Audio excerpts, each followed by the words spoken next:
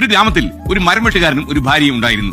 ഇരുവരും വളരെ അഗാധമായി സ്നേഹിച്ചിരുന്നു, പ്രണയിച്ചിരുന്നു. പക്ഷെ കുറച്ചു കാലം കഴിഞ്ഞപ്പോൾ ഭാര്യയ്ക്ക് ഒരു ചെറിയ സംശയം. ഭർത്താവിന് പഴയതുപോലെ ഒരു സ്നേഹമില്ല.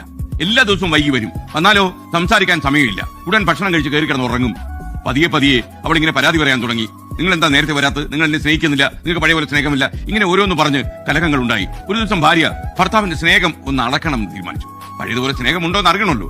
ഭാര്യ പറഞ്ഞു, നാളെ അതിരാവിലെ നമ്മൾ പണ്ട് കണ്ടുമുട്ടിയ ആ കുന്നിന് മുകളിൽ ഒന്ന് പോകും, നിങ്ങൾ വരണം, പക്ഷെ വൈകി വരരുത്.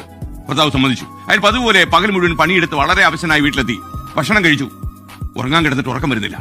ഇനി എങ്ങാനും നാളെ രാവിലെ ഉണരാൻ വൈകിയാൽ അവൾക്ക് വലിയ സങ്കടമാവും. കുന്നിന് മുകളിൽ എത്തണമെന്നല്ലേ പറഞ്ഞിരിക്കുന്നത്. അയാൾ അപ്പം തന്നെ ഒരു കാര്യം ചെയ്തു. രാത്രി തന്നെ കുന്നിന് മുകളിലേക്ക് കയറിപ്പോയി. രാവിലെ വരെ കാത്തിരുന്നില്ല. പോകും വഴി ഒരു മനോഹരമായ പനിനീർപ്പൂവ് അദ്ദേഹം കയ്യിൽ കരുതി. അവിടെ വന്ന തണുപ്പുണ്ടായിരുന്നു, വലിയ തണുപ്പായിരുന്നു. ഈ തണുപ്പത്ത് കോച്ചി വിറച്ച് അയാൾ ഉറങ്ങാതെ ഇരുന്നു. രാവിലെ ഭാര്യ വരുമല്ലോ. രാത്രി നല്ല മഞ്ഞും നല്ല ശീതക്കാറ്റും ഉണ്ടായി.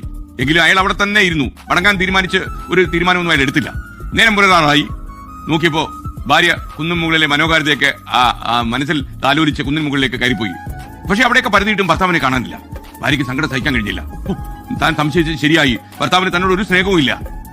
അവൾ വളരെ നിരാശ കൊണ്ട് തിരികെ മടങ്ങി. മടങ്ങുന്ന വഴിയിൽ അപ്രതീക്ഷിതമായി ഒരു കുഴി കണ്ടു. ആ കുഴിയിൽ തന്നെ ഭർത്താവ് വീണ് കിടക്കുന്നു. അയാളുടെ ശരീരം മഞ്ഞു മൂടി മരവിച്ചിട്ടുണ്ട്. കുലുക്കി വിളിച്ചു. അയാൾ ഉണരുന്നില്ല. ആ കണ്ണുകൾ എന്നേക്കുമായി അടഞ്ഞുപോയിരുന്നു. അപ്പോഴും അയാളുടെ കൈകളിൽ അവൾക്ക് കൊടുക്കാനായി കരുതിയ ആ ചുവന്ന പൂ ഉണ്ടായിരുന്നു. സ്നേഹം എപ്പോഴും ഒരുപോലെ പ്രകടിപ്പിക്കാൻ കഴിഞ്ഞൊന്നും വരില്ല. Download ShareChat.